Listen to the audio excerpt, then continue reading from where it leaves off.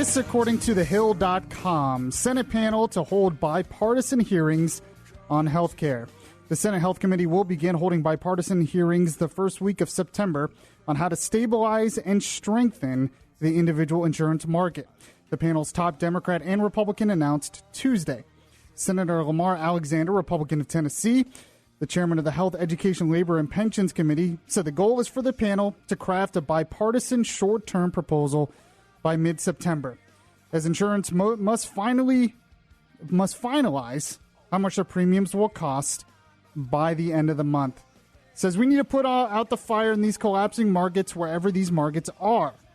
Alexander said at the beginning of a Help Committee hearing on the nominations. The committee plans to discuss the issue with insurance commissioners, patients, insurance companies, governors, and healthcare experts.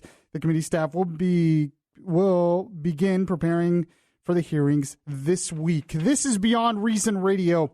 I'm your host, Michael Yaffee, the voice of reason in a world that is beyond reason. And I'm bringing that up, talking about that story, because the whole debate around healthcare, the healthcare system in this country, repealing Obamacare, what the Republicans are going to do with it, this whole debate will not go away. It's not going away.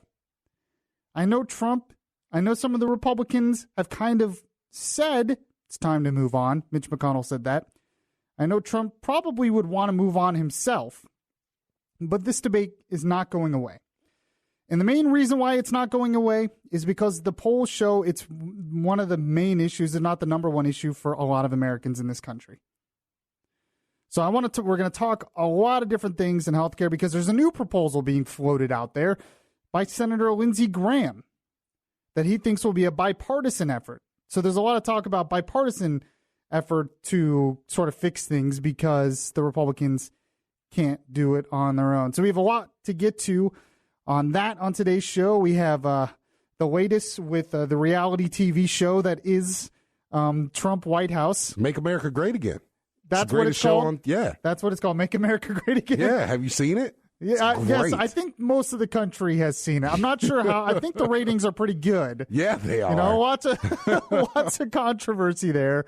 So we'll talk about the latest with that, which is just Beyond Reason, and I'll play my voice of reason of the day on that as well. In the next hour, I have to get into this whole stuff going on in Venezuela, because Venezuela is collapsing.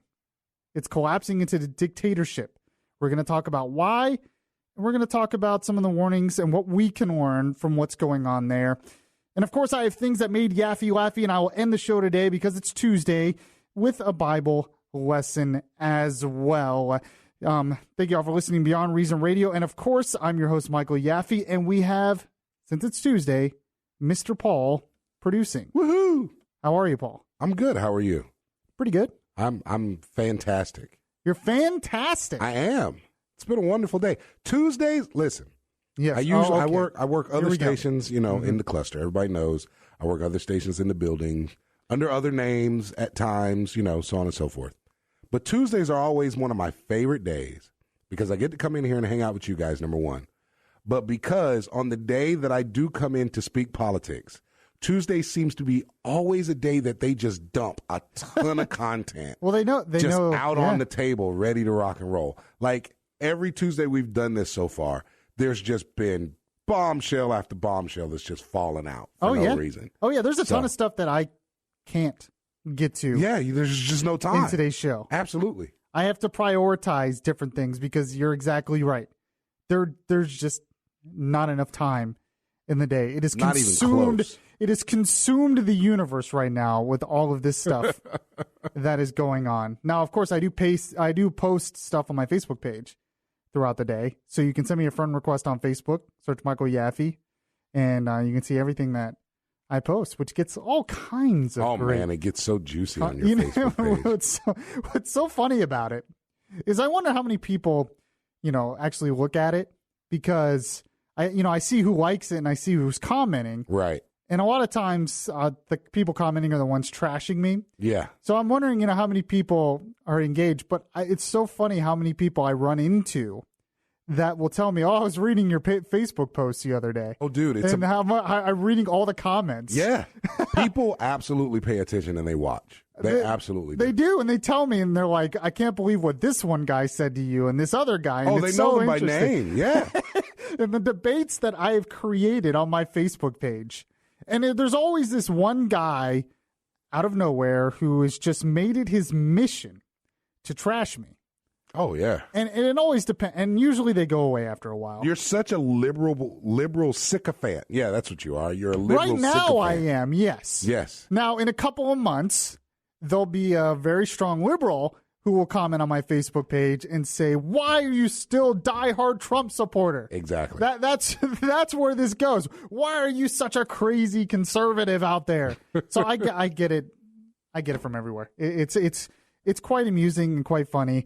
And sometimes I'll even participate too. I'll get involved. Yeah, it's kind of funny when you get involved. Yeah, because I like to jump in there and tussle a little bit every once in a while too. Yeah, it depends on certain things, and then I have to kind of lay down the boom, as they say. Absolutely. Drop the mic. So that's always fun. All right.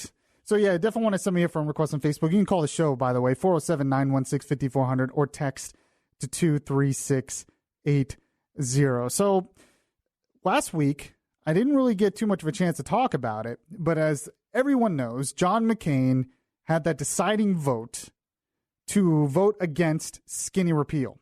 So the Republican Party, which has been promising to repeal and replace Obamacare for 7 years, couldn't even do a skinny, quote-unquote skinny repeal. And, on last week on my show, I read this piece, how it seems like these people are repealing and replacing the Tea Party. They're not repealing and replacing Obamacare. They're repealing and replacing the Tea Party. Yep. And, there is a lot of blame to go around for this. I think Trump has some of the blame because he's not shown true leadership on this issue. I think Mitch McConnell has some of the blame because he has not shown true leadership on this issue. I think you can obviously blame the senators who have voted against straight Obamacare repeal and all that, or the people who came up with the bad Senate bill that started all this mess. And you can blame John McCain and all that. But, I started thinking about this, which is always a dangerous thing when I start reflecting and thinking. Here, when you talk about just straight repeal, this isn't even just the skinny repeal. The skinny repeal had 3 Republicans vote against it. The straight repeal, which wasn't even straight repeal itself, had 7 Republicans vote against it. Now, I think that shows that these Republicans are hypocrites because most of them ran on doing just that. So now they're too scared to do it. Every Republican in every office all across the country, from city commission all the way up to president, exactly, for the past 7 years has run on replacing Obamacare. Yeah, and there was even videos out there of John McCain, campaign videos. Oh, yeah. When he was running, saying he was going to be the one to lead the effort. That's right. To repeal Obamacare.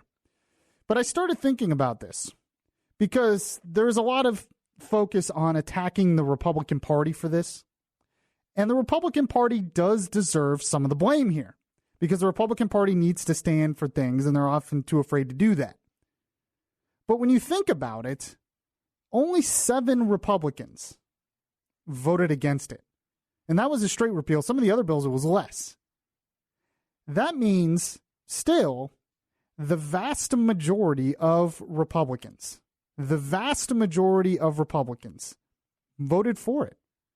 The vast majority of Republicans in the Senate voted for Obamacare repeal. They voted for skinny repeal. They have actually kept their word on trying to do this. It just wasn't enough because they only own half the Senate. So when we talk about the Republicans own the House, they own the Senate, they own the presidency, that's true to a certain point. But we also have to remember that the Democrats are not going to vote for this at all because they want to fix Obamacare. They don't want to repeal it. And that brings me back to my point of who really is to blame here. We can go down this road of blaming the Republican Party or Trump or whatever, and they deserve part of the blame. But once again, we have to remember that part of the blame is us. And when I say us, I mean the American people. The fact of the matter is, half the Senate is still Democrat. half the country right now, probably even more than half when you really think about it, believe that it's the government's role to make sure you have health care, that it's the government's role to subsidize health care. And you even have a lot of those people, especially in the Democrat half of the country, who believe it's the government's role to provide health care through some kind of single payer system or something like that. Right now, they're floating Medicare for all. It was a Bernie Sanders plan, which, by the way, during that whole vote-a-rama in the Senate, somebody put an amendment out that offered Medicare for all, and the Democrats couldn't vote for it. They did not vote for it. Most of them abstained because they were too spineless as well to vote for that. But this whole idea that we're immediately going to go to Medicare for all, socialized medicine, some of that's starting to break down too, because what they're starting to realize is it costs way too much money. California looked at it and they're like, oh, this will double our budget next year. Yeah, maybe this is not the best idea. Maybe this is not something we can do. So we're kind of headed down that road, but this whole idea, the Democrats are going to be in some trouble too, because if they get power, they've made this promise of single payer. They're not going to be able to fulfill that promise. So that's the problem. But my point is this. I think this is another example where we're kind of throwing blame at the Republican Party, and we're throwing blame at the Democrat Party, but we have to remember that these politicians, in a lot of ways, are a reflection of us, a reflection of the people. Half this country voted in half the senators in the Democrat Party who want Obamacare to stay, who believe it's the government's role to be this involved in health care.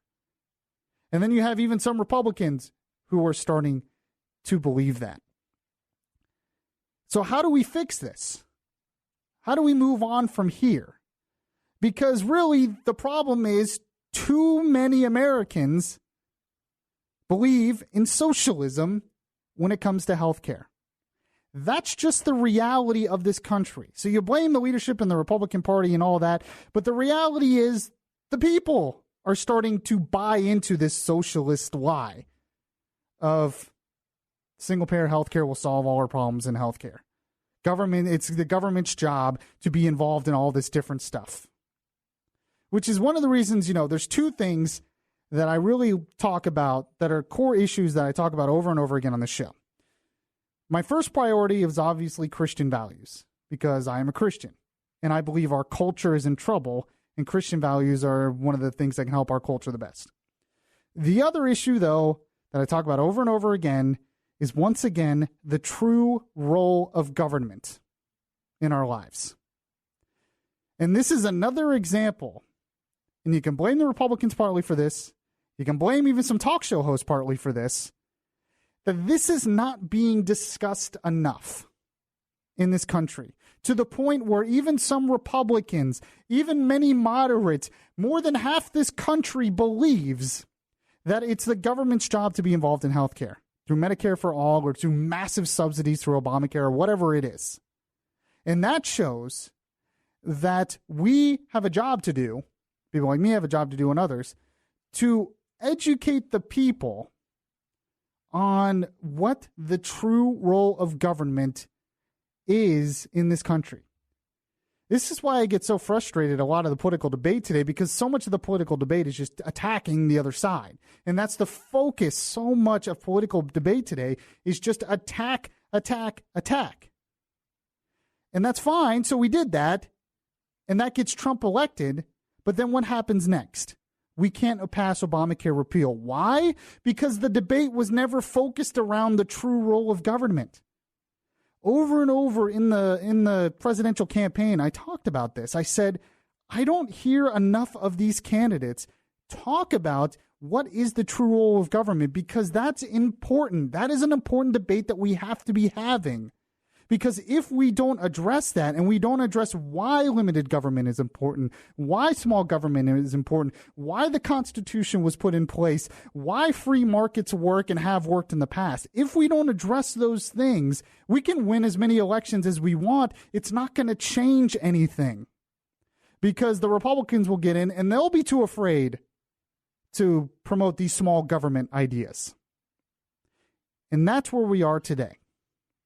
So a lot of the focus has been against the Democrats. A lot of the focus has been against the Republican Party. A lot of the focus has been against Trump. And I'm thinking, this is one of those times where we need to start looking in the mirror as a country and realizing that the biggest problem is there are still way too many people in this country right now who believe in socialism, especially in healthcare. And that's the real reason why we are where we are when it comes to healthcare and some other issues.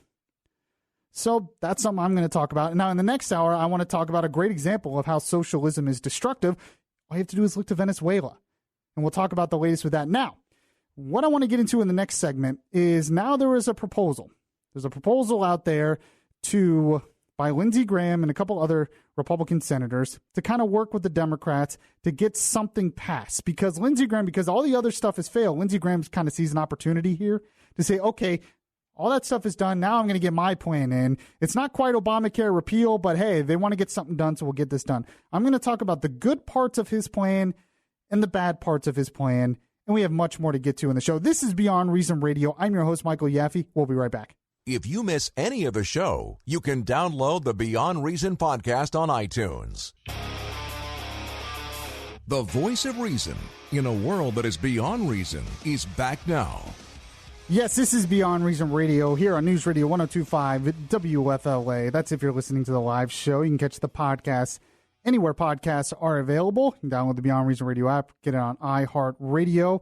We're also on Facebook Live. You can like the Beyond Reason Radio Facebook page. We're on until 10 p.m. tonight. If you want to contribute, you can call 407-916-5400 or text to 23680. So as I've been talking about as I started the show, saying it's become pretty obvious that the healthcare debate is not going away. It can't go away. I know a lot of Republicans want to move on, and I can understand that because they want to win. Trump wants to move on because he wants to win. He kind of has gone back and forth. He'll say, let Obamacare implode, and then the Democrats will want to fix it later.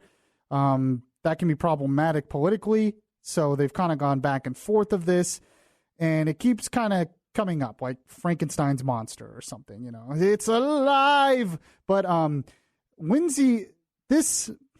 speaking of someone being alive, Lindsey Graham is now seeing an opportunity.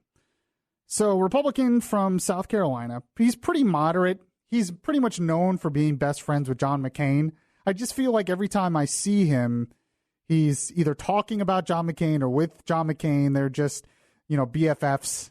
I guess. I don't know. It's going to, I hope John McCain's okay, but if he has to leave the Senate, I don't know how. Seeing Lindsey Graham by himself is just not going to make any sense to me. That being said, him and a couple other senators see an opportunity here. Since all the other Obamacare repeal efforts have failed, they have had a plan kind of in the works for a while. And they think their plan is going to work. So after all this, he has come out and he's actually agreed with Trump on a couple of things because Trump says this needs to get done. And Trump's even gone after congressional subsidies for Obamacare, which I'm like, really? How much subsidies are they getting? They only make $174,000 a year. That's not a joke. That's how much congressmen make. That's like the lowest, $174,000. So why they're getting some massive subsidies to be a part of Obamacare, I don't understand. But he actually agrees, saying we should get rid of those subsidies until Congress figures this out. So he's come out the past couple of days with his own plan. And it's a plan I find interesting. And the way he's actually framing the argument sounds very conservative. But there's some big problems I have with this. So Lindsey Graham, a lot of this started. Lindsey Graham was on The Story on Fox News. Dana Perino was in from Artha. And he talked about this and talked about his plan. And this is what he said. Go and play it. I am like 1,000% with Donald Trump on this. We should be politically horsewhipped if we don't try again. The best idea we haven't even brought up, take all the money under Obamacare and block grant it back to the states. That ends single-payer health care. The government closest to the people is the best government. The health care closest to the people is the best health care. It will make health care more accessible to you. If you don't like what's going on, you complain to your governor or your state house guy rather than a bureaucrat in Washington. I'm so excited about this. Mr. President, don't let us quit. make us keep trying, I think we can pass this bill to block grant the money back to the state. Okay, first off, don't let us quit. He has no power to make you or let you quit. You can go on if you want or not. There's nothing. I'm gonna quit if he doesn't stop me. Yeah, so I mean, you just kind of you can keep going if you want. So his plan is this, and it's actually what their plan was for Medicaid, but he's expanding it to the Obamacare exchanges and the other subsidies in the individual market. That plan is to block grant the money to the states. Now, the idea of this is it gives states more control. That's why he can go up there, and he sounds very conservative when he says, a government closest to the people is the best government. And he's actually right in that regard. A government closest to the people is better. That was kind of the point of how our representative republic was put together. That a lot of this stuff would be taken care of locally, and the federal government would be securing our rights and, national security and a couple other things. Not everything it's involved in now. So he's going out and he's saying this is a very conservative thing. We're going to block grant it to the states. That gives states control to do what they want to with the money, and they'll be able to do different things in different states, and it will work much better. It sounds good in the big picture of things. Here's the problem that I have with it. The problem is that is not a repeal of Obamacare. If you're going to go into the premise that we're going to block grant the money to the states, you're keeping the Obamacare subsidies. You're basically keeping the idea, the principle. I've talked about the role of government, going back to the true role of government. He's right. Government should be closest to the people. But is it the true role of government, even on the state level, to provide health care? Especially for, this is beyond just the lower class. You have Medicaid for that. This is for the middle class, the individual market. Is it the government's job, even at the state level, to provide health care, to provide massive subsidies in the individual market? No. If you're a real conservative, you don't believe that. You don't want that. I don't want that. So in a way, I was looking at this and I'm like, I'm not sure if Graham is trying to repeal Obamacare or trying to save it. And in a lot of ways, he's trying to save it. He's transforming it, but he's saving the general idea. Now, I'm also not hearing enough about repealing the regulations. The regulations are the biggest problem, and that's the one thing for some reason the Republicans can't seem to touch. They don't want to seem to touch it, except Mike Lee and Ted Cruz and their amendment they have. So if we can get that amendment back in there that gives the insurance companies more options on what they can provide, which will lower prices, increase competition, that will at least be a plus. But the problem is this keeps a lot of Obamacare in place. And we go back to the role of government issue. Now, there's one reason why Senator Graham is really pushing this and why he thinks this could actually pass. This could actually work. And he actually said that. He was on Fox and Friends this morning, and I have the cut here. And he talked about the Democrats and how they would approach this. This is what he said. So Montana gets 200% increase in the first year. Why? They're giving a lot of money to New York and California. Joe mentioned people throughout the state, the country who represent red states as Democrats. Right. Here's what you'd have to say. I want some guy or gal in Washington to run health care for our state. I want them to have the money, not you, right, rather than taking more money and more power. I think it's impossible for certain Democrats to say no to more money and more power right in their own state. So he is banking on some Democrats, especially the middle-of-the-road moderate Democrats, to vote for this, to get this passed through a bipartisan effort to vote for this. The only way you can do that is if you have a plan like this that keeps some of Obamacare in place, that keeps a general idea of government health care in place. And he's banking on the Democrats saying, look, we want to save Obamacare.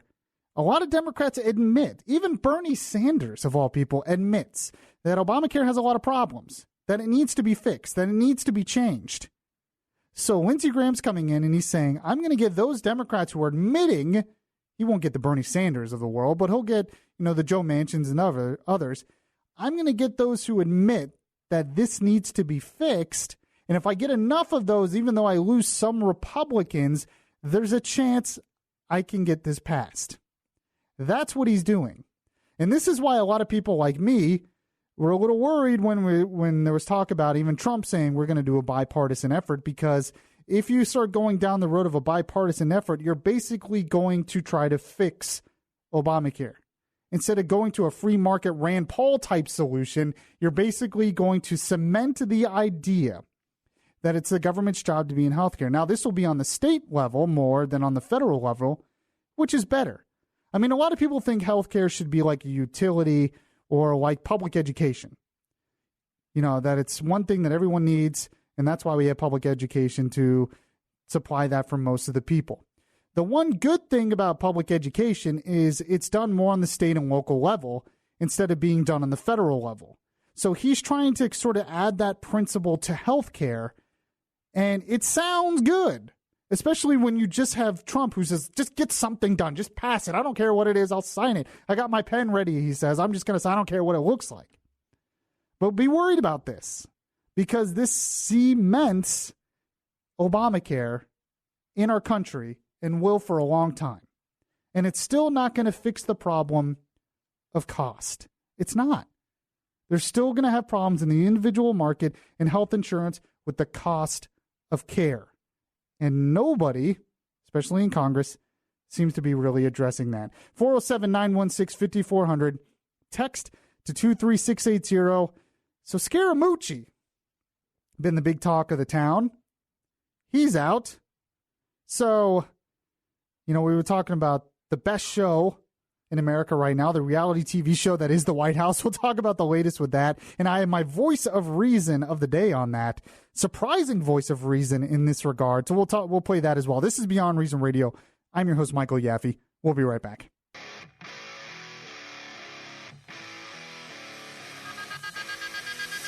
This is Orlando's Smart Talk Radio.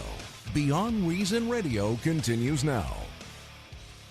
Yes, welcome back to the show, everyone. This is Orlando Smart Talk Radio, as I said, Beyond Reason Radio. I'm your host, Michael Yaffee, the voice of reason in a world that is beyond reason.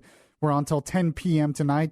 Talked about a lot of different things, but we have to get into the reality TV show that is White House Apprentice. Yes, a little theme music here. Yes, I mean, watching everything that's going on, especially with like Scaramucci and everything, is definitely like watching Apprentice White House edition. Listen, Scaramucci was the best part. I'm looking at this now, and I was saying this on Facebook the other day. I want to know where I can see old episodes of Make America Great Again so that I can find out, because I feel left out. I need to catch up. What happened to Priebus? How did he get written off the show? Why is Scaramucci only on for 1 week? And what happened to Steve Bannon? Is he still on the show? He's still on the show, but he's in the background. His character. Yeah. I know so much drama. I hardly see Kellyanne Conway anymore. Every once in a while, she took a hiatus, and now she's back. Yeah, and there's talk that she's going to take that job. Yes, there is. But, I mean, this is how beyond reason it got with this whole thing. According to the New York Times and a bunch of other outlets, there's only one reason why Scaramucci was hired. Why Can it really be? Why do you think that is? What was the one reason and one reason alone they hired him? To fire Priebus? Yes. He couldn't have done that on his own? I guess not. And I'm trying to understand, how do you hire a communications director to get rid of your chief of staff? Not only that, but you have Trump, apprentice guy, who made a name for himself again, revived his name by saying you're fired over and over again.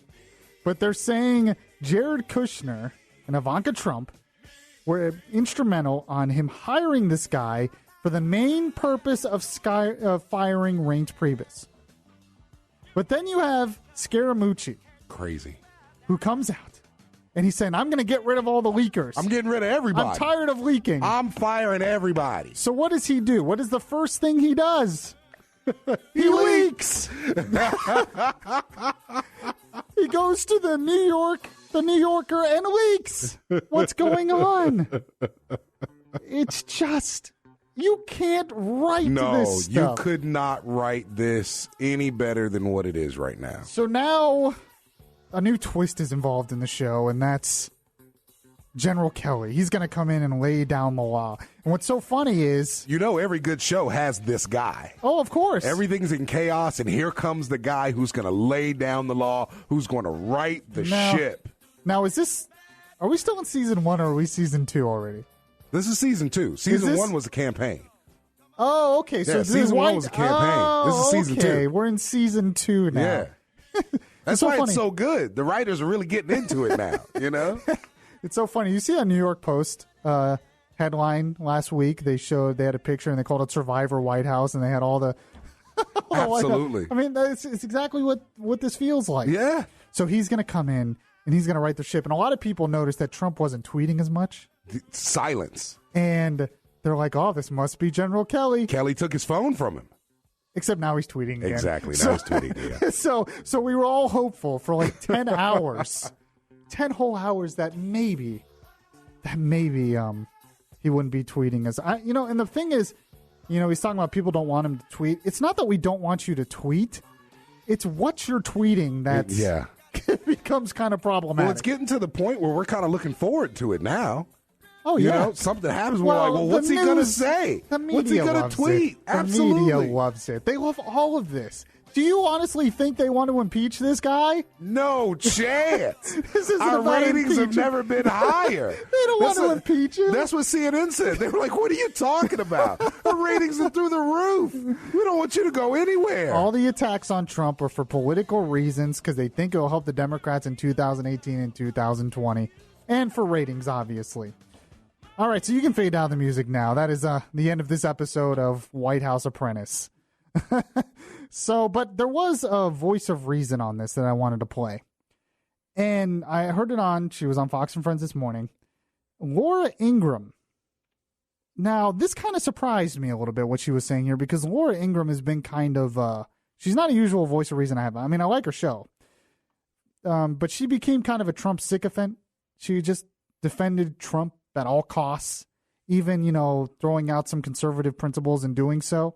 I agree with a lot of Laura Ingraham says, but in terms of this kind of stuff, usually I'm surprised that she would come out and be critical of Trump and what's going on in his administration. And that's why I found this cut so interesting, because that's exactly what she's doing here. She's kind of being honest. She might be applying for the communications job herself. That might be a part of this. Some people think that she would get the job. I don't know why she would take it. That would be a huge pay cut for her. She's got a media empire of her own now. I was going to say, and think about your integrity and your reputation and everything you're holding on to, like you said, with your own media empire. Why would you risk that? I don't know, but she had some good advice. She actually had some pretty good advice for the White House. It's things I've been saying for a while. So she's my voice of reason of the day, and go ahead and play her cut. This is what she said. I like him personally a lot, but he had to go. I mean, I was thinking that if they were going to show Reince Priebus the door last week, it would have been probably even better if Scaramucci was shown the door at the same time. You simply can't call reporters late at night and go on foul-mouthed rants and expect to have a lot of respect of a communications team who you've already threatened. You've already, I think, sent shivers down the spine of most people in the West Wing for a variety of reasons. It was just beyond the pale. I had a feeling that the weekend would bring changes, and General Kelly, without a doubt, did the right thing. We've been saying this for months, and I'm going to say it one more time. Message discipline requires one theme for a day. You can't have 15 themes a day. You have one theme. If the theme is, we're going to do tax reform, show me how you're going to roll it out. Show me how the president's going to go on national television and go through the 4 steps to tax freedom. Then you're going to anticipate the attacks from the Democrats, and you're going to bat them down one after the other, and you're going to start a national campaign for tax reform. He wins campaigns. He knows how to win campaigns. They didn't really campaign for health care reform. That was a mistake. They turned it over to Capitol Hill. He needed to carry that ball across the finish line himself. Yeah, but Mitch McConnell personally asked Ask the President of the United States. Stay out of this. I got it. Well, I don't care. I mean, wrong. yeah, but who cares? I mean, Mitch McConnell predicted that Donald Trump, invariably behind closed doors, was going to go down in flames in November. Sure. Who was right during the 2016 campaign about the pulse of the people on issue after issue? Donald Trump was right. These guys were wrong time and again during the most critical election season of the last 30 years. So his instincts, the president's instincts, are usually spot on these issues. And I think he needs to follow his instincts on policy. And that means sometimes you're going to have to get into the policy. I know he doesn't like these long meetings, and I understand that. But if it's 4 or 5 points to health care freedom, tax reform freedom, that message can be very compelling with anecdotes, emotion, real people who've been harmed by outrageous taxation in this country or Obamacare. Well, and the left is selling emotion morning, noon, and night, and they're resistant. Well, and the Republicans have to do the same thing, and that starts with the communication shop and the president having real confidence there. So there's a lot there that she said, but the one thing that I agree with her completely on is that what has happened is the message is being lost.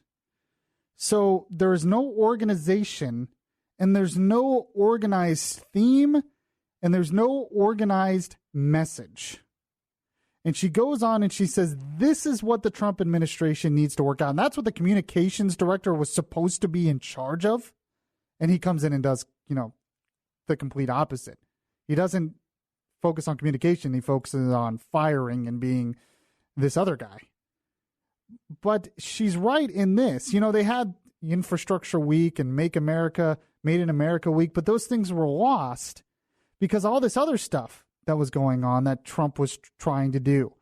And what she's saying here is, one, you need a focused message, and you have to focus that and implement that message in an organized way. That hasn't happened. 2, you have to show some leadership in the policy aspect, meaning you have to go out, and if you want health care reform to pass, you have to go out and push for a specific plan to pass. You have to go out and push a message, and you have to use emotion and everything she was saying, but go out and push that message and get into it and have an organized structure and plan. And that's the one thing that has really lacked in the Trump administration. It's been one of the most frustrating things for me is the lack of organization, the lack of structure. And that's your main job as the leader of the executive. Well, it was one of the questions they had during the campaign when he won the nomination. It was like, okay, we know he can campaign, but can he govern?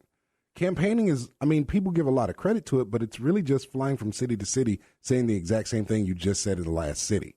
You know what I mean? There's not a lot of work. And it's grunt work, it's physical exertion, but there's not a lot of thought and strategy and everything, especially in his campaign. And so then the question was, but can he govern? Right. Well, and he has to show, and it's even more than that, he has to show leadership. Even in the campaign, he was able to have some message, but a lot of it was just attacking the other side and he's thinking that's going to get him through now. And it's not good enough because now you're in power. Yeah. Now you're in control. The other side doesn't matter anymore. And now you have to push forward an agenda. Yeah. And you're really not. And when you do, it becomes so crowded out by other things because you can't keep your mouth shut on these other. And people say, well, I'm a multitasker. I can do a million things at once. And it's like you're watering down your message by going, how come they didn't go attack Hillary Clinton? It's like people are like, who's talking about Hillary Clinton? Yeah. We're not paying attention to Hillary Clinton. We're trying to pass this bill. And and then you have the firings and hirings and all this other stuff that's going on. And you have to, what should be the main focus right now, if healthcare is your main focus, you can't just say, do it or else. You have to push forward an actual agenda. And the only one I really see doing that in the administration right now is Mike Pence. I go on Mike Pence's Twitter, and he is consistently doing this. In his interviews, he is consistently doing this. And I'm thinking, Trump, you got to learn from him. Because he is out there consistently promoting the message and the agenda that needs to be promoted, and Trump is not. And this is where I'll get a lot of hate from Trump supporters. I don't think that's what he wants.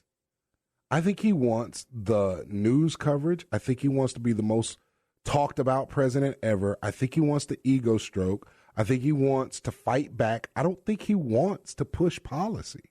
I don't think he's never been big on pushing. No. There's a couple of issues where he is. Right. A lot of the other stuff, no. He just wants the Congress to do it. He'll sign it and he'll look good. Exactly. But it's not going to work. All right. 407-916-5400. Text to 23680. We're going to end the hour with things that made Yaffee laughy. This is Beyond Reason Radio. I'm your host, Michael Yaffee. We'll be right back. It would be beyond reason not to listen to Yaffee on your TuneIn Radio app. Download the app today and search Beyond Reason Radio. The conscience in your ear telling you the difference between right and wrong. Yaffee is back on the air. Yes, welcome back to the show, everyone. Oh, man, it's been a fast hour, but we can't end the first hour without things that made Yaffee laughy.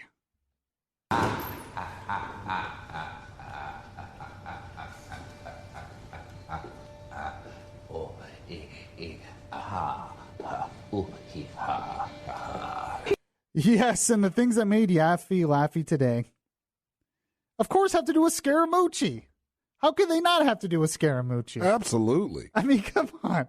The guy writes itself. So, Kate Hudson put out a picture on Instagram. Now, if you don't know who she is, she's the actress. She's an actress, famous actress, and she does a lot of rom-coms and everything. So she put out this picture on Instagram, and it went viral. How to lose a guy in 10 days. Now, that was great. That wasn't a picture of her movie, How to Lose a Guy in 10 Days. Nope.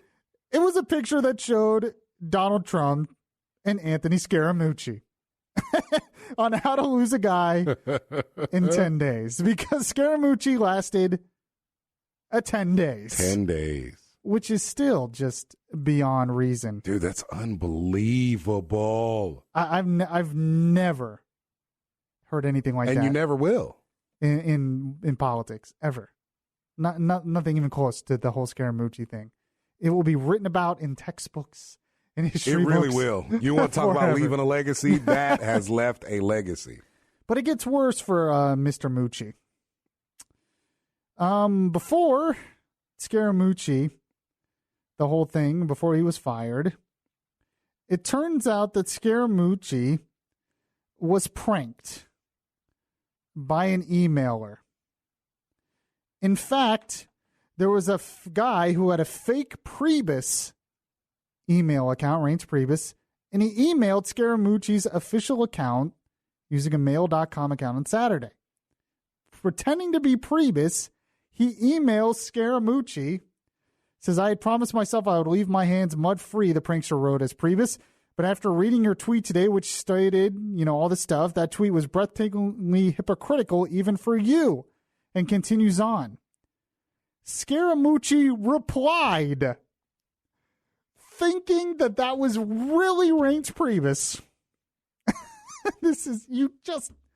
You can't make this stuff up. Scaramucci replied saying, you know what you did. We all do. Even today. But rest assured, we are prepared. A man would apologize. And Priebus wrote, the fake Priebus, this is not really Priebus. It's so wonderful. And he says, I can't believe you're questioning my ethics. This is what fake Priebus said. And then Mooch said, read Shakespeare, particularly Othello. You are right there. My family is fine, by the way, and will thrive. I know what you did. No more replies from me. So, I mean... he literally fell for some guy who just said, I'm going to make a fake account.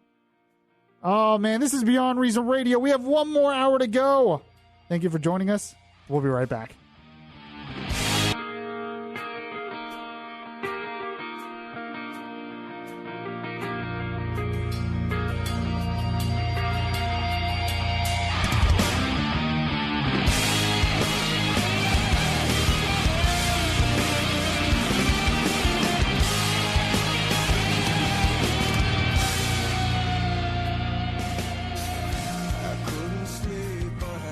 In Caracas, Venezuela today, Venezuelan authorities seized opposition leaders Leopoldo Lopez and Antonio Ledesma from their homes early Tuesday. The country's Supreme Court said, after both publicly opposed a controversial election that critics say will let President Nicolas Maduro illegitimately consolidate power. Both men had been under house arrest for prior convictions. The house arrests were revoked, the court said, because intelligence officials claimed they were planning to flee. Families of the two distributed separate videos purportedly showing armed men removing the politicians from their homes in the night. The videos were posted yesterday. In the 6.5-minute video reportedly recorded July 17th, Lopez sits by his wife and says those who detained him in 2014 could potentially send him back to prison. Says, if you were watching this video, then this is precisely what happened because they came and they unjustly took me as prisoner.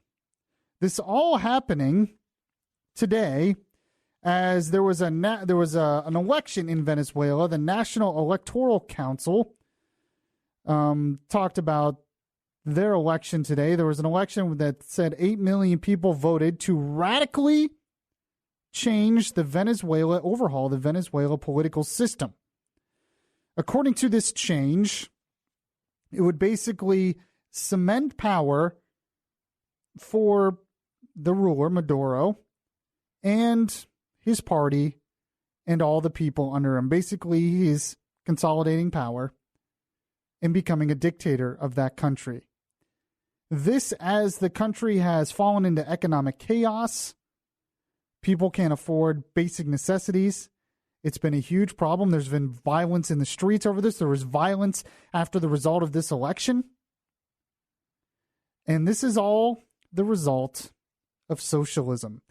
This is Beyond Reason Radio. I'm your host, Michael Yaffee, the voice of reason in a world that is beyond reason. We've been on since 8 p.m. We're on till 10 p.m. tonight here on News Radio 102.5 WFLA. You can also catch the podcast anywhere podcasts are available. The first hour, the video of the first hour is already up on the Beyond Reason Radio Facebook page. Just like the Beyond Reason Radio Facebook page. Or you can follow me on Twitter at Beyond Reason R. And we talked about a lot of different things, healthcare, the White House Apprentice TV show that apparently everyone's watching, and much more. But in this hour, I wanted to really get into what's going on in Venezuela because it's troubling. And this is a country that not that long ago was a capitalist country that had a lot of freedoms, that had some prosperity. And now it is totally descended into chaos. And now you have to the point where they're basically having these elections, which the United States officials are saying was bogus. And it seems like the election was pretty bogus. Why? Well, this is what Venezuela's National Electoral Council said Tuesday, that the vote was 41.53%, or 8,089,320 people in this turnout. It said the result would mean the ruling party won more support than it had in any national election since 2013. Not only that, and it says, so the ruling party apparently wins huge support, they say, despite a cratering economy, spiraling inflation, shortages of medicine and malnutrition. Not only that, but opinion polls had said some of 85% of Venezuelans disapproved of the Constitutional Assembly, and similar numbers disapproved of Maduro's overall performance. So you have opinion polls there that are not even close, that show that 85% of that country disapproves of what's going on, disapproves of them trying to control power, disapproves of all of this, and yet somehow they're able to win this massive electoral victory that Maduro can basically reform the country in his own image. It's scary stuff. But how did all this start? Well, of course, as many of you know, It started with none other than Hugo Chavez. What did Hugo Chavez do?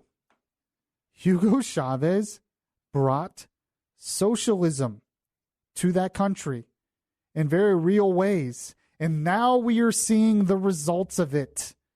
This is such a real world example of the destructiveness of socialism and big government. Now, when Hugo Chavez got in power, he's dead now, but when he got in power, people loved him. Jimmy Carter even loved him. Some other people even loved him. Why? Well, because he was taking care of the poor. He was going to take care of the poor. He had all these socialist reforms he wanted to do. He called it the Bolivarian Revolution. So what did he do? He started nationalizing industries, all to take care of the poor. He nationalized the oil industry, nationalized a bunch of other industries, took over the media, nationalized a lot of the media outlets, started taking a lot of private property and started taking a lot of land from people. All in the name of redistribution, all in the name of helping the poor. It all seems great, all towards this socialist utopia that will help everyone, that will get rid of inequality. Well, it's gotten rid of a lot of inequality. It's just made everyone equally miserable, as you've seen, of all the problems there. But how was he able to get away with this originally? Originally, this was popular for one reason and one reason only. He was able to fund all this. He wanted to, because of his socialist revolution, he wanted to expand it, food, housing, healthcare, education, all this other stuff. He only wanted to pay for it through high oil profits. As you know, oil prices skyrocketed in the mid-2000s. In that decade, before the economic crash, oil prices skyrocketed. So you had all this extra money, and Hugo Chavez is like, hey, I'm going to be a good socialist dictator. I'm just going to take those oil industries, I'm going to take those profits, and I'm going to redistribute them to the other people, and we'll create this grand utopia. Except what happened? He centralized everything. He took over everything. He funded it based on one industry alone.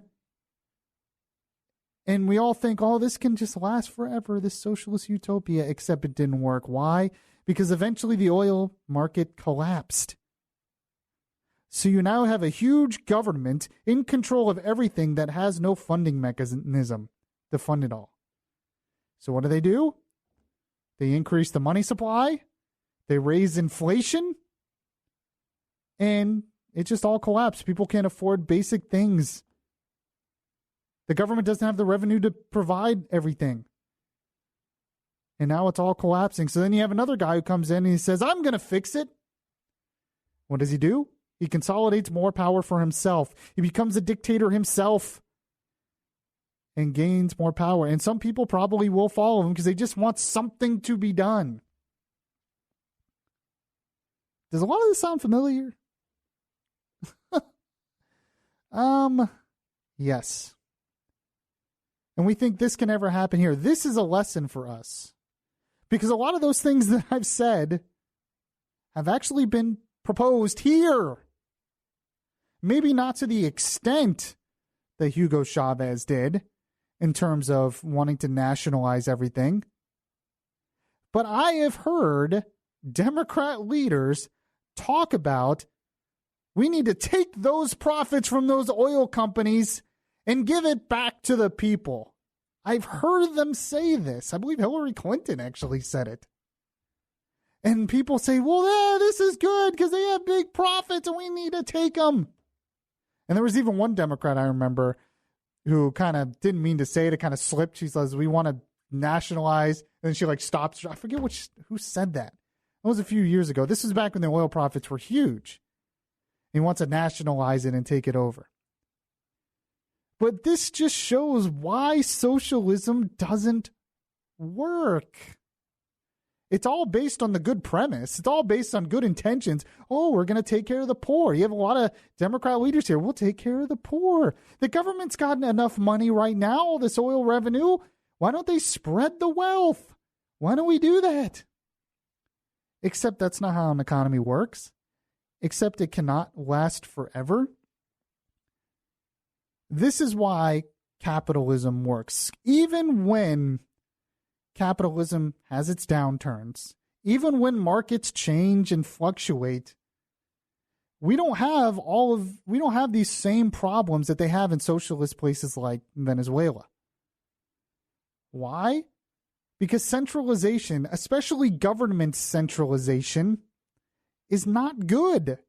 It destroys economies. So he centralized everything under the government, funded it under one thing, which was oil revenues, and then it all collapses. And what do?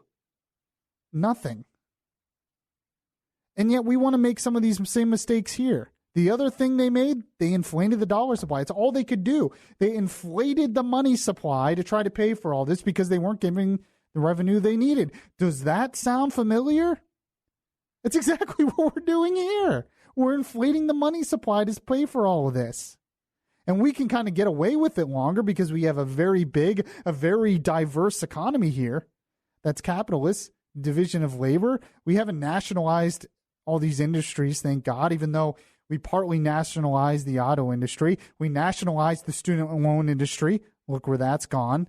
And now we're trying to nationalize the healthcare industry. And we only did that partly, and look where the disaster that's created. This is such a great example of how socialism can be extremely destructive.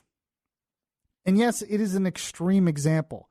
But when you hear about, they take profits from the oil companies and give it to all these programs, when you hear about we're going to inflate the money supply, when you hear about we're going to do all this for the people, these are things that I hear in this country today.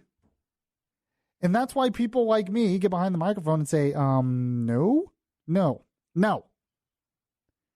There's a reason why. I talked about a few weeks ago how some of the left try to act like they have the moral high ground, that the right, they just don't care about the poor. They don't care about the other people. They just care about keeping their rich money. And this is a great example of how we have the moral high ground, because socialism actually destroys economies and hurts the poor, while capitalism and free markets has created the most prosperity, the most wealth in the history of mankind. So we actually have the moral high ground. And this is a great example of it. So we're seeing Venezuela descend into chaos. And this isn't the only country doing this. Turkey, they have a dictator there who's trying to basically take over and consolidate power.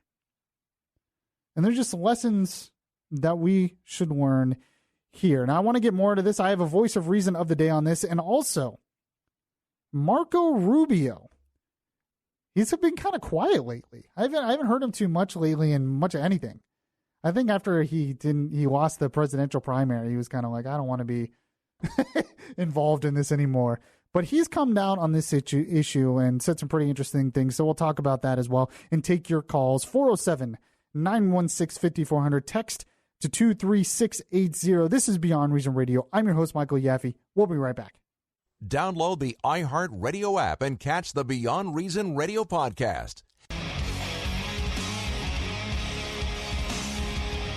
The place where we talk faith, culture, and politics. Beyond Reason Radio continues. Yes, and we've been talking about the craziness that's been going on in Venezuela.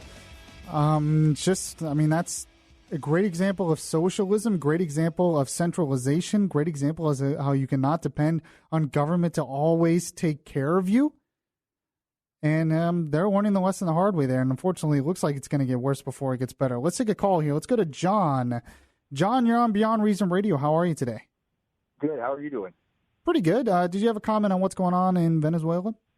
Yeah, just, I hear this comment that you made that reason we're not as bad as Venezuela is because we aren't doing the same policies. But I just authored a book with extensive research into banking and all kinds of subsidies in all the industries, and we are doing the same thing as well, yeah, I had made the point that doesn't a lot of this sound familiar, that we're kind of doing a lot of the same things here? We're on the same trajectory, man. We're on the same trajectory. And the one thing people don't realize is when you subsidize an industry with just a small amount of cash, it doesn't take a lot of subsidy from the government to completely ruin an industry.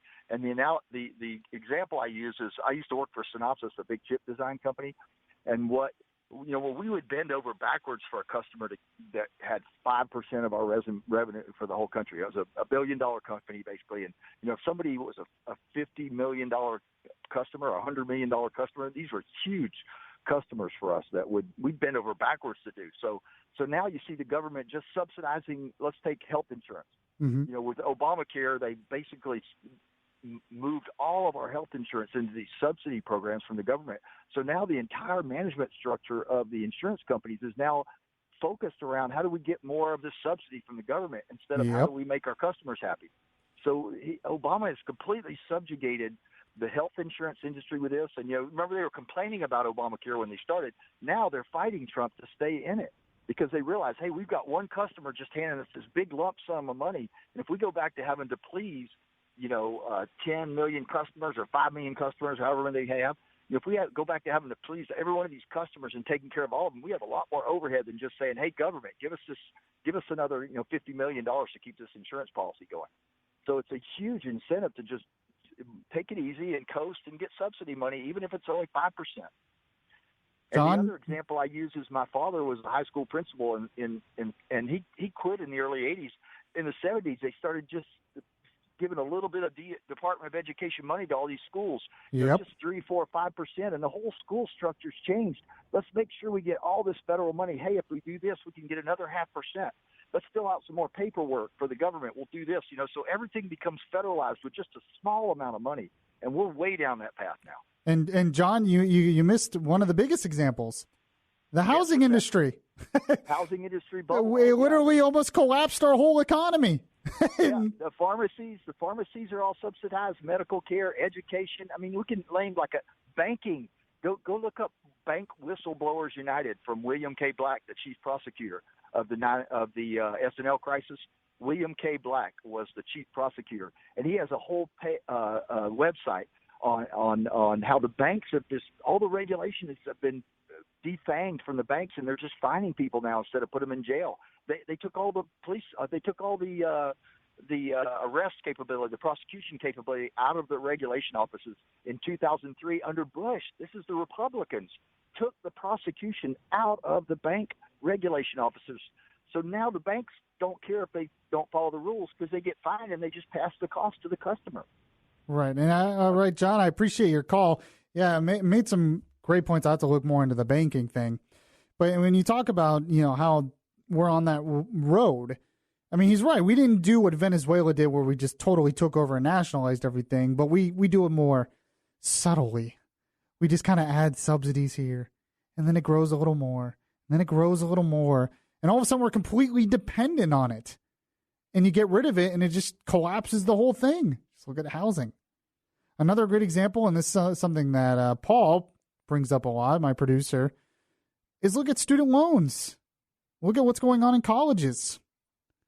There's actually a great story here that I found from David Barnes, who was writing Florida Politics Today, or FloridaPolitics.com. He writes, few issues resonated more with young people during last year's presidential election than the idea of free college for all. After all, with tuition costs at an all-time high and many recent college graduates saddled with tens of thousands of dollars in student loan debt, millennials are looking for a financial lifeline. It says, what to do? Well, according to some, the problem is stingy state governments. The less the state chips in, the more expensive college becomes. Except, no. That's not the case.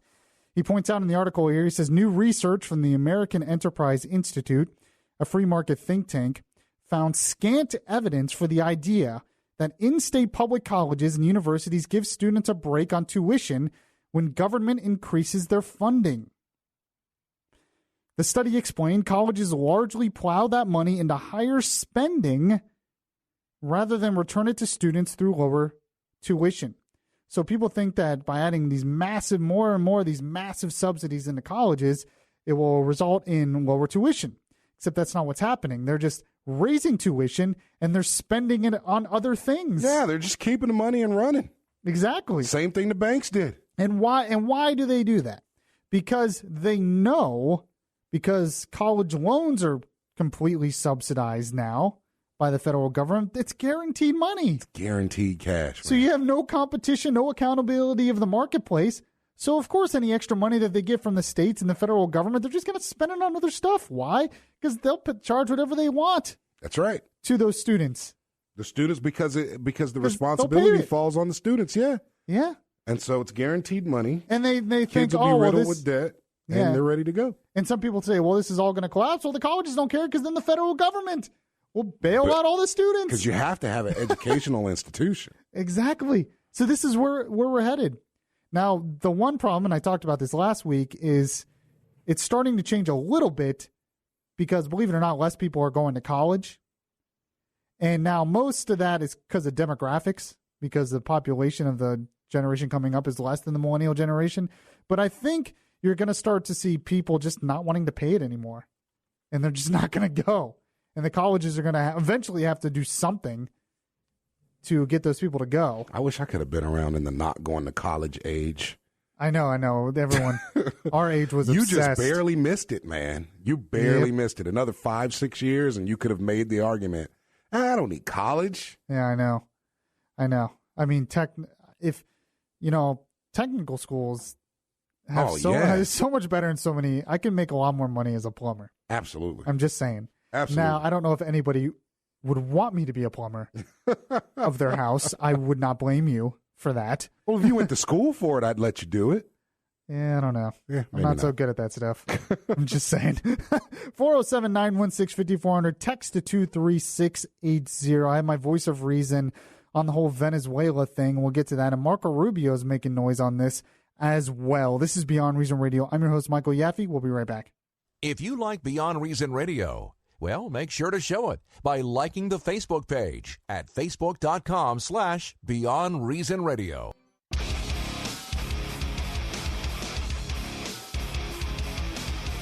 Your safe space for conservative thought, not for political correctness. Yaffee is back right now. This, according to the Miami Herald. In rare move, Rubio delivers speech on independent Venezuelan TV. In an unusual move by the U.S. Senator, Marco Rubio got to make a speech late Monday night on an independent Venezuela TV news channel to express solidarity with opponents of President Nicolas Maduro, who was sanctioned by the Trump administration as a dictator. This is what Rubio said. He said, there is no U.S. blockade on Venezuela, yet the economy of a rich nation is in shambles because the Maduro government has given away your oil and much of your sovereignty to Cuba, said Rubio, who is fluent in Spanish. This is why I can't play the audio, because he did it in Spanish. He said, for Nicolas Maduro, who I am sure is watching, the current path you are on will not end well for you. The 10-minute address, taped in Washington, aired on Globovision, which was expected to continue playing the speech Tuesday, according to Rubio's office. Recalling his Cuban background in Miami's robust Venezuelan community, Rubio blamed Maduro for the turmoil that has left about 120 Venezuelans dead since street protests began about 4 months ago. He urged free and fair elections and the release of political prisoners. In a televised speech, Rubio acknowledged that the U.S. has its own challenges and has no plan to intervene in Venezuela, but he decried the South American country's leaders, calling them corrupt. They own ranches in Wellington, mansions in Gables Estates, and send freely at shops at Merrick Park. They possess immeasurable riches. They've stolen in power while people fight to feed their families. While the people of Venezuela struggle each day to feed their families, have you noticed how many of your leaders have gained weight? Well, that's a good line by Rubio. I thought socialism was all about equality. Oh, not usually for those in power. Usually they do much better. It's very, very interesting. On Monday, the U.S. froze Maduro's assets, banned him from the U.S. travel, and prohibited Americans from doing business with him after his government carried out a violence-marred election Sunday, wildly seen as fraudulent for a new all-powerful constituent assembly. This is Beyond Reason Radio. I'm your host, Michael Yaffee, the voice of reason in a world that is beyond reason. We've been talking about Venezuela. We've been on since 8 p.m. We've talked about a lot of different things. If you missed any of the show, you can catch the podcast anywhere that podcasts are available, I think that I really like that Rubio's doing this. I haven't like heard from Rubio. He's kind of disappeared. But this to me, I mean, honestly, this is something the president should be doing. I'm not saying Rubio should be president. I didn't vote for him in the primary, but this to me is a smart move because he admits, we're not necessarily intervening, but by doing this televised message, he's talking directly to the people there, and he's promoting freedom, democracy, capitalism, promoting how socialism has failed. I mean, you're absolutely right. It is quite a presidential move. I mean, it goes back to speak to some of the silence that we've seen out of this administration for some of the more. Well, I mean, he tweeted about it. I mean, he did. Yeah, I mean, I like what they've done. I like what the administration has done so far with the sanctions and everything else that has gone. It's good stuff, but there needs to be a message. There needs to be a message, just like Ingram said earlier. Yeah. There needs to be a message. The message, there needs to be a clear, concise message. A lot of people. I remember even during the campaign, a lot of people would try to compare Trump to Reagan. And I just couldn't see that. And this was one of the biggest reasons why. Reagan had a concise, consistent message. And he would promote that here and across the world in obvious ways. Yes, he was good at attacking the other side. Yes, he was good at some of the political stuff. But it was obvious when you listen to his speeches that he would do stuff like this, and it had a powerful effect on populations across the world. You saw it. And yet that's what I think the world is dying for right now, and we're not getting it. Well, that's the American leadership that the left is talking so much about that's lacking. Yeah. That's the part that the left is talking so much about, where they say the world is looking at us and laughing and looking for our leadership, and they're moving on without us. And that's kind of the part that they're talking about. Yeah. And frankly, I don't think Obama was that much better. I don't think Obama was any better at it either. But in terms of promoting freedom and democracy and capitalism across the world, but it's something that, we've talked about before. Trump needs to get on board here. And it has to be more than a tweet. Well, I do think Obama promoted his message effectively, the message of globalism and, one worldism, and we're all together and everybody's free, and, well, I don't know. He was kind of happy family. He was kind of all over the place on Syria. He was all over the place on Egypt and the Arab Spring, Syria, and all that stuff. Who's paying any attention to Syria and Cuba? Yeah, what's going on with that? So, but I also wanted to do this. I wanted to play my voice of reason of the day on this issue of this hour. And it's none other than Matt Kibbe. Now, he's been big on this. Matt Kibbe, he writes for Conservative Review, but he also has a couple books. He's a big libertarian guy. And I found this audio from a video of him talking about Venezuela. Now, what's amazing about this is from a year ago. This is from 2016, May 2016. So over a year ago, he talked about this. And this is when Venezuela just started going into the chaos of socialism, and it's gotten even much worse now. And he talks about things that I've talked about this hour, that I started about this hour, about how socialism is extremely destructive to an economy and to a country, and why people like him and people like me promote the opposite of that. So here is Matt Kibbe. Socialism kills. We've been talking about this in a series of videos, but today you don't need to look back in history to understand the meaningful and devastating impact that socialism has. Just a few years ago, when Hugo Chavez, the dictator of Venezuela, the socialist of Venezuela, passed away, Jimmy Carter celebrated his life and lectured Venezuelans, you should respect Hugo Chavez because he cared about the poor. Well, look at Venezuela today and look at the fruits of socialism, and you will see that the working poor, the unworking poor, anybody that is trying to feed their family is in dire straits in this tragic country. You can't get food.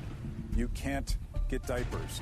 You can't even get toilet paper. Most devastatingly, you can't get beer to live through this socialist hellhole. How did this all happen? It started with a theory that capitalism is bad, a theory that private property and a division of labor is bad. One of the first things Hugo Chavez did was seize the land. He seized over 1,000 industrial enterprises, nationalizing them. He took over the energy grid. He took over the production of oil, which is today the only way that Venezuela generates revenue. All of this is now a disaster. There are people in the streets. There are people starving. And it started with an idea, a wicked idea, socialism. So one thing I really liked, there's a bunch of things I really liked about that video. And he's got some great books on his libertarian beliefs, and it's really good stuff. But one thing I really liked, and it goes back to what I started out the show with and what I've talked about a lot, is he goes back to the core issue involved here. We can get involved in all the side issues with Venezuela and what should we do and sanctions and all that stuff and him trying to gain control. But he gets to the core issue when it comes to what's going on in Venezuela. He talks about this all started with an idea, a theory. And that theory is socialism. And it's beyond just socialism. It's an attack. It was an attack on capitalism, an attack on the division of labor, an attack on all of these things that make this country great and has made economies prosper across the world more than anything else. And he talks about how when we get back to that core issue, when we look at the core issue of the theory of socialism and how destructive that really is, the idea of getting rid of the division of labor, the idea of getting rid of private property, the idea of taking people's land, the idea of government controlling industries, that's where all of this started in Venezuela. It didn't start just out of nowhere. The economy didn't just collapse for no reason. You don't have a dictator there taking control, out of nowhere. This was once a pretty prosperous country, but it started by one person who came in and sold them on the lie that government can take care of you.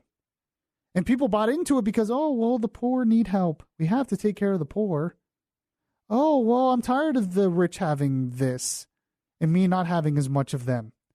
The government has tons of money. Why don't they spend it more on me? And they all bought into it, and it's been incredibly destructive. And this is why conservatives, in my opinion, who believe in limited government, who believe in free markets, have the moral high ground. Because we can show now, if we are willing to do it, and if the Republican Party was willing to do it, or even some of the conservative leaders out there were willing to really do this, they're too busy focused on attacking the other side. We should be really willing to show people the difference between government in control of things, socialism, and a limited government and the free market in control of things, and show the difference. And you have a great example right in front of us here with Venezuela. And I was also, so I'm glad to see a Rubio do that. I thought Matt Kibbe had made some excellent points. 407-916-5400, text to 23680. Paul, it is Tuesday. And you know what that means? Yes, I do. I've decided to end Tuesdays, every show on Tuesday, with a Bible lesson. Believe it or not, I used to be a youth pastor. I know. Just like Paul used to be a pastor one day. Hey. Used to be one day. Did you? Are you still a pastor? That's good. No, I'm not. You started your church? No. Then why did you get all defensive when I said used to be? Continue what you were going to say, sir. I don't know. I'm just doing this because it bugs you. By the way, your show's coming back. Moment of Clarity is coming back, where you talk about a lot of these things, yes, especially with the Bible. Absolutely. All you have to do is go to thestefang.com, and you can see it there. Or go to Facebook MO Clarity Radio. And you can hear a Reverend Paul? No, you can hear some guy who's half saved talk about Jesus. Who's half saved? Half saved. I don't know what that means. What does half saved mean? I don't know. I'll let you know when I figure it out. All right. We'll see. We talked about you on this new show, the upcoming show. You did? Why? Yeah. You'll have to listen. Was it bad? Was it like? Of course not. Was it like, Yaffee, man? He's such a heathen now. Yeah, right. If only. All right. Good to know. Maybe I should just have you lead a Bible lesson one week here. Yeah, you know what? Maybe we'll have Moment of Clarity follow you up on Tuesdays one day. One day, years in the future. All right. Moment of Clarity will come after Beyond Reason Radio. So what's the website again? They can go to thestephang.com. All right. And Stefan is your middle name. Yes. A lot of people people call me all different names at different stations. Hey, people call me Yappy. Okay? Yeah, they do. And Yaffee and Mike and everything else. In high school, my nickname was Scott because that's my middle name. Yes. Scott. So a lot of people used to call me Scott with one T, by the way. I didn't know it had one T. Yeah, my mom wanted to be different. Oh, well. So your name is actually Scott. You have one T. Is that how you're supposed to? I don't know. Yeah. With two T's, it's Scott. With one T, it's Scott. Okay. You say so. All right, we'll end the show with a Bible lesson. I'm going to read out of probably my favorite book of the Bible. It's hard to pick one favorite book of the Bible, but I'll read out of at least my favorite book in the New Testament. This is Beyond Reason Radio. I'm your host, Michael Yaffee. We'll be right back. Subscribe to the Beyond Reason podcast today on your Stitcher app and hear the voice of reason anytime. Your voice of truth in a world of fake news. Beyond Reason Radio continues right now. Yes, welcome back to the show, everyone. At the end of the show on Tuesdays, a new thing I'm going to start doing on Tuesdays, only because Paul's here, because this is now his favorite part of the show. I'm going to start doing a Bible lesson. On Wednesdays, by the way, I will be back tomorrow night. On Wednesdays, I added a segment on Beyond Reason technology. So we'll see what kind of interesting new technological stuff. Usually it's about robots taking over or something. Robots, John. Man, you sounded just like him when you said that. So, yeah, but you'll want to tune in tomorrow night as well. Make sure if you missed any of the shows so far and catch the podcast, we talked a lot of politics, talked about healthcare, talked about what's going on in Venezuela, talked about Scaramucci. Of course, had to talk about Scaramucci. So if you missed any of the show, check out the podcast anywhere the podcasts are available. But I wanted to read, in Bible time today, I wanted to read from the book of Philippians. Basically, because, well, for one, it might be my favorite book of the Bible. It's hard to say a favorite book because they're all important, but at least from the letters from Paul, it's got to be my favorite. It's just powerful. When you read through the book of Philippians, it's all just so powerful and so many life lessons in terms of what it means to be a believer, what it means to have faith, coming from someone who was going through a really tough time. So I wanted to go through the first part of it. I'm actually going to start chapter 1, but verse 12, because the first part he's basically just saying it's an introduction. But when he gets into verse 12, Paul, who wrote this, and by the way, Paul wrote this from prison. He was in prison, basically for spreading the gospel. This was under the Emperor Nero. Nero was known for persecuting a lot of Christians, blaming Christians for problems in the empire. There was a lot of Christian persecution back then. Paul was one of the people who was persecuted. So this is one of the last letters he wrote. He was writing this from prison. And yet when you read it, it's amazing to think about what he says here. This is what he says. He says, "Now I want you to know, brothers and sisters, that what has happened to me has actually served to advance the gospel. As a result, it has become clear throughout the whole palace guard and to everyone else that I am in chains for Christ.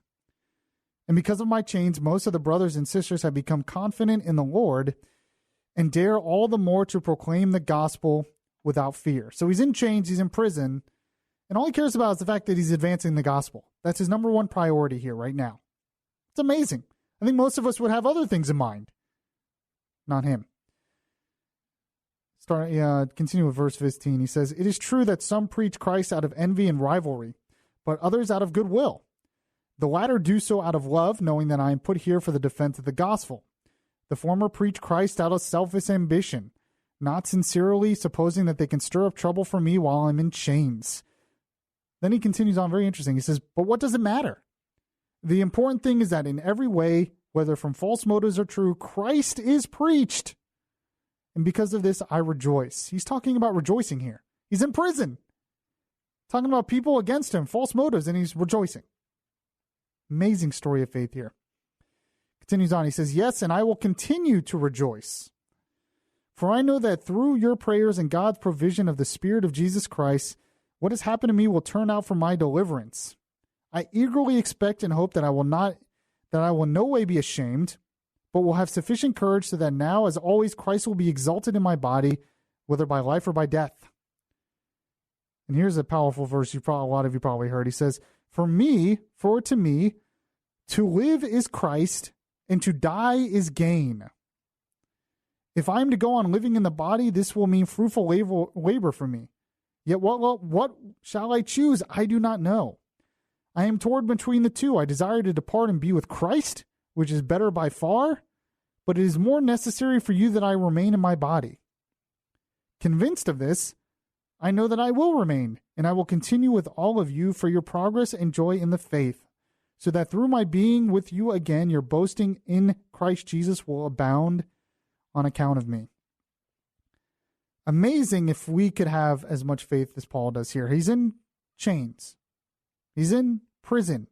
He has people calling him things behind his back, doing things out of false motives. And he says, I don't care. Christ is being preached. And then he says, if I die, all the more the gain because I can go be with Christ. So I live, I gain because I can preach the gospel. If I die, I gain because I go be with Christ. I don't even know many Christians who have that attitude. But we should. When you really put that in perspective, that this world has no power over you when you are a believer. Because people try to have power over you even with death, but they can't. Because even in death, you're saved. Even in death, you rise again. It's an amazing thing to say. He continues on. He says, whatever happens, conduct yourselves in a manner worthy of the gospel of Christ.